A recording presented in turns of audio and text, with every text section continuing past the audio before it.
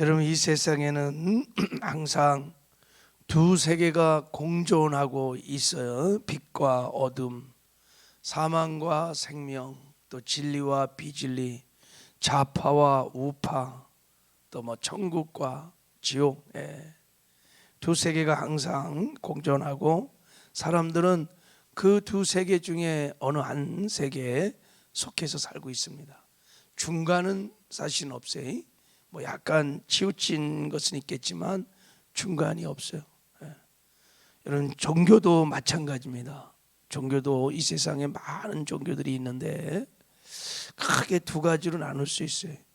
무신론적인 종교들, 그리고 유신론적인 종교들이 있습니다.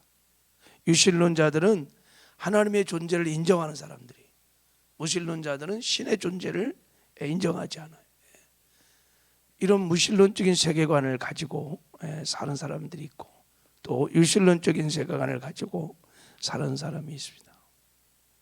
대표적인 유신론자들이 누구냐면 기독교인들입니다. 기독교인들이. 그리고 대표적인 무신론자들은 누굴까요? 공산주의자들이, 좌파들. 그들은 신의 존재를 믿지 않아요.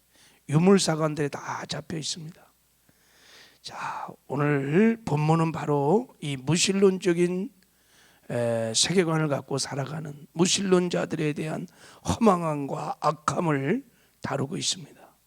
그리고 후반부에 보면 하나님을 믿는 백성들 중에서 무신론자에 빠져 있는 자들이 어떻게 하나님께 돌아올 수 있는가를 가르쳐주고 있는 것입니다. 이 다윗의 시편인데, 자, 우리 한번 이런 맥락으로 한번 말씀을 볼 텐데, 먼저 무신론자들의 죄악이 어떤 죄악인지를 폭로하고 있어요. 자, 우리 1절을 한번 읽어보겠습니다. 1절 시작. 어리석은 자는 그 마음에 이르기를 하나님이 없다 하는도다. 그들은 부패하고 앵실이 가증하니 선을 행하는 자가 없도다. 그래서 어리석은 자는 그 마음에 이르기를 하나님이 없다 하는도다. 무신론자들은 다 어리석은 자예요. 하나님 보시기에. 이 어리석다는 히브리어 단어가 나발이에요. 나팔이 아니라 나발. 하나님의 존재를 인정하지 않아요. 하나님의 자리에 자기가 앉아갔고요, 자기가 선악을 판단해. 자기의 욕심대로 살아가는 사람들이. 자, 근데 이들이 어떻게 말하냐면 그의 마음에 이르기를 하나님은 없다라는 거예요. 그러니까 지금 자기 마음을 향해서 자기들이 스스로 지금 말하는 하나님은 없어, 하나님이 어디 있겠어, 하나님이 있을 수 없어, 하나님이 없어 하면서 자기 마음에 막 지금 설득을 하고 있는 거예요. 지금 보세요. 스스로 자기 마음에 말하는 거예요. 다른 사람에게 말하는 것이 아니라 하나님은 없어, 하나님이 있을 수 없어 막 그러면서, 그러니까 마음 안에 지금 싸움이 막 일어나고 있다는 것을 말해요. 하나님이 없으면 그냥 없는데도 너 믿으면 살면 되지. 왜 자기 마음에 스스로 막 지금 하나님이 없다고 그러면서 이렇게 설득을 하고 그러냐 이게. 왜 그러냐면 여러분, 사람은 다 하나님께서 마음에 양심이라는 것을 줬습니다. 양심은 하나님이 우리 마음에 두신 하나님의 법입니다. 하나님의 법. 양심의 법이 다 있습니다. 그래서 사람은 최소한의 종교심, 이런 신의식이 다 있습니다. 그리고 로마서에 보면 하나님의 능력과 신성이 그 만드신 만물에 분명히 보여 알게 되나니 저희가 핑계치 못할 것이로다. 여러분, 정말 양심적으로 하나님이 없다고 말할 수 없다는 거예요. 이 자연 만물 역사를 다 보면 하나님이 살아계신 것을 다 알 수 있다는 거예요. 그들은 저희는 하나님을 알아요. 여러분, 과학자들이요, 예수 안 믿어도요, 양심껏 이 우주 만물과 과학을 연구하면 연구할수록요, 신의 존재를 부인할 수 없어요. 다 하나님의 영광이 나타나서 아는데도 하나님을 영화롭게 하지도 않고 감사치도 않고 생각이 허망해지고 마음이 어두워서 하나님이 없다고 한다는 거예요. 무신론자들은 바로 양심을 거스리는 자들이, 양심의 소리를 다 무시하는 자들이, 이게 왜 이렇게 양심을 거스르면서 하나님이 없다고 막 그렇게 하는가? 그 이유가 뭐냐면, 자 이제 1절 이하 쭉 나와 있어요. 자 1절 다시 한 번만 읽어봐요. 자 시작. 어리석은 자는 그 마음에 이르기를 하나님이 없다 하는도다. 그들은 부패하고 행실이 가증하니 선을 행하는 자가 없도다. 그들의 행실은 처음부터 끝까지 아주 가증하고 선을 행하는 자가 없어요. 다 죄인들이. 자 2절도 읽어봐요. 시작. 여호와께서 하늘에서 인생을 굽어 살피사 착각이 있어 하나님을 찾는 자가 있는가 보려 하였은즉 다 치우쳐 함께 더러운 자가 되고 선을 행하는 자가 없으니 하나도 없도다. 이 무신론자는 다 더러운 자들, 선을 행하는 자가 없으니 하나도 없어요. 다 죄를 짓는 자들이. 이들이 양심을 막 거스려서 하나님이 없다고 하는 이유는, 궁극적인 이유는요, 자기 죄들을 은폐하려고 그러는 거예요. 자기 죄들을 합리화시키고 자기 마음대로 욕심대로 죄를 짓고 막 살고 싶어서 그러는 거예요. 여러분, 옛날에 한때 큰 뉴스거리가 하나가 영국에서요, 버스와 전철에다가 큰 광고판들을 막 했는데, 그 광고 내용이 뭐냐면 신은 없을 것이다, 그러니 걱정하지 말고 내 마음대로 살아라, 이런 광고를 무신론자들이 붙이고 막 그랬어요. 런던 시내가 발칵 뒤집혔어요. 신은 없을 것이다, 그러니 너희 마음대로 걱정하지 말고 살라. 여러분, 만약에 하나님이 계시면, 신이 계시다면 죄 못 져요. 여러분, 다 심판을 받고 죄 형벌을 받으니까. 신이 없으니까, 그렇게 생각하니까 그 온갖 죄를 다 짓는 것입니다. 우리도 여러분, 하나님의 존재, 하나님이 그 면전의식이 없이 하나님이 나를 보지 않는다 생각하면요, 은밀한 곳에서 내 혼자 있을 때 온갖 죄를 지을 수 있는 거예요. 세상 사람은 뭐 두말할 것도 없는 거예요. 그래서 무신론자들은 여러분, 양심을 거스르는 자요, 그리고 죄악을 행하는 죄인들입니다. 죄인들. 또 무신론자들은 어떤 사람이냐면, 자 4절을 한번 읽겠습니다. 4절 시작. 죄악을 행하는 자는 다 무지하냐? 그들은 떡 먹듯이 내 백성을 먹으면서 여호와를 부르지 아니하는도다 그랬어요. 이 죄악을 행하는 자는, 이 무신론자 무지한데 떡 먹듯이 내 백성을 먹는다. 이게 무슨 말이에요? 무신론자들은요, 기독교를 핍박합니다. 예수 믿는 성도들을 핍박합니다. 그리고 하나님을 잘 섬기는 이 성도들을 보고도요, 하나님을 부르지 않아요. 아니, 교회를 보고 성도들을 보면요, 하나님이 계시구나 이렇게 깨닫고 하나님을 불러서 구원을 받아야 되는데, 그들은 그러긴커녕 오히려 기독교를 막 핍박해요.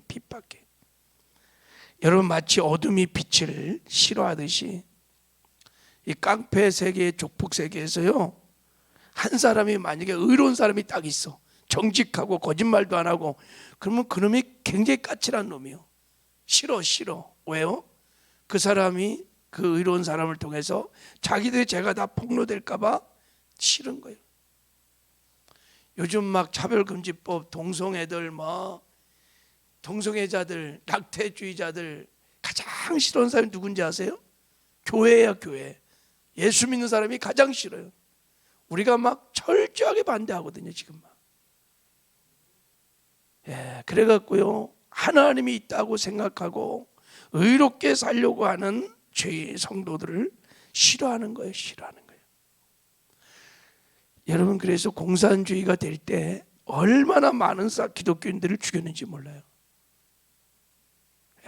소련이 공산화될 때 레닌이 소련의 정통교회들 다 죽여버렸습니다. 중국의 마오쩌둥 문화혁명으로 얼마나 많은 사람 죽였는지 모릅니다.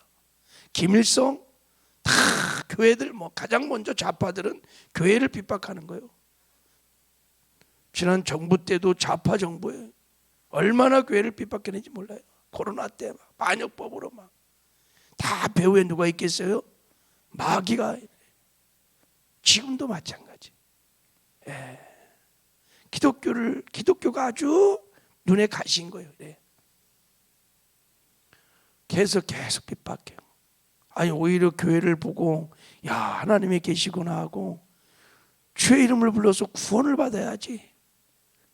근데 반대로 한다는 것입니다. 자, 우리가 제가 이런 설교를 하면 혹시 이런 생각을 할 수 있어요. 아, 나하고는 상관이 없구나. 난 교회 다니고 예수님 믿고 하나님의 존재도 믿고 있으니까 나하고는 상관이 없는 말씀이네. 그런데 오늘 다윗이 지금 하나님의 백성들 가운데 이런 무신론자에 빠져 있는 백성들을 경고하고 그들이 하나님께 돌아오기 위해서 이 시편을 지금 쓰고 있는 겁니다. 그러니까 교회 안에도 무신론자들이 있을 수 있다는 거예요. 이런 걸 흔히 사람들이 이렇게 말해요. 실천적 무신론자다. 그래, 실천적 무신론자다. 하나님을 믿는다고 머리로 믿어요. 예배도 드려요. 기도도 가끔 몇 마디씩 해요. 자기는 하나님을 믿는다는 거예요. 근데 그의 삶의 뚜껑을 열어보면 하나님이 없는 것처럼 살아요. 예배당 안에서는 하나님이 계셔. 그런데 집에 들어가 보면, 가정에 가보면 하나님이 없어. 하나님 없는 사람처럼 아내를 대하고 애들을 대하고 직장 생활을 하고 사업을 하는 거 보면 하나님이 없어. 하나님이 정말 있다고 믿는 사람은 저렇게 하지 않을 때 거짓말시키고 가증한 짓을 하고 선을 행하지 아니하고 이 실천적 무신론자들이 하나님의 백성 가운데 있다는 것을 지금 다윗이 폭로하고 있는 거예요. 우리도 그렇게 이 죄악의 사망길 가운데 걸을 수 있다는 것을 지금 얘기하고 있는 겁니다. 세상 사람이야 두말할 것도 없고. 중요한 것은 어떻게 우리가 무신론에서 해방될 수 있을까? 무신론적인 죄악을 어떻게 우리가 극복할 수 있을까?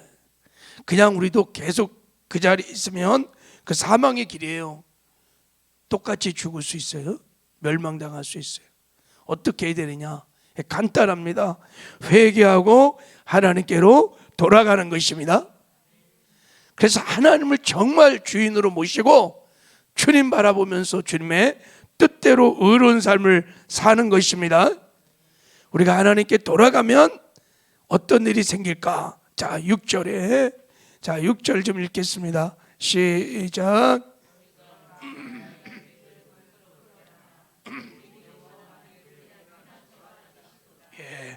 오직 여호와는 그의 피난처가 되시는도다.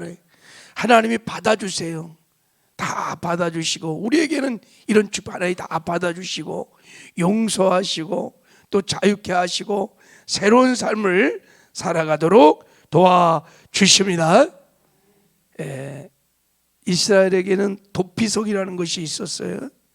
당시 가장 최고의 극형이 뭐냐면 사형 선고를 딱 내린 다음에 풀어주는 거예요. 그래서 누구든지 그 사람을 죽일 수 있어요. 그게 아주 극형이 누구든지 죽일 수 있어요. 그러니까 얼마나 두렵겠어요. 근데 이 사람이 살 수 있는 방법이 딱 하나 있어요. 각 지역마다 도피성을 하나님이 만들어놨어요. 글로 뛰어 들어가기만 하면 다 죄 용서받고 자유함을 얻고 거기서 새로운 삶을 살 수 있도록 준비해 줄 수 있는 도피성을 주셨어요. 하나님께서 이 시대에도 다 들어오기만 하면 죄 사함 받고 자유케 되고 새로운 삶을 살 수 있는 도피성을 주셨습니다. 그게 바로 예수 그리스도이십니다. 할렐루야. 우리가 예수 안에 들어가면, 예수께로 들어가면 죄 사함의 용서, 죄 사함의 기쁨이 있어요. 자유함이 있습니다. 새로운 삶을 출발하고 새롭게 살 수 있는 은혜를 베풀어 주십니다. 할렐루야. 여러분 이제 우리의 구원이 예수 안에 있습니다. 그 안에 들어가면 제사함의 기쁨이 있고 용서의 기쁨이 있고 회복의 기쁨이 있습니다. 새로운 삶을 살 수 있는 은혜를 베풀어 주십니다. 그래서 이제 마지막 7절을 읽겠어요. 그래서 다윗이 이렇게 고백합니다. 7절 시작.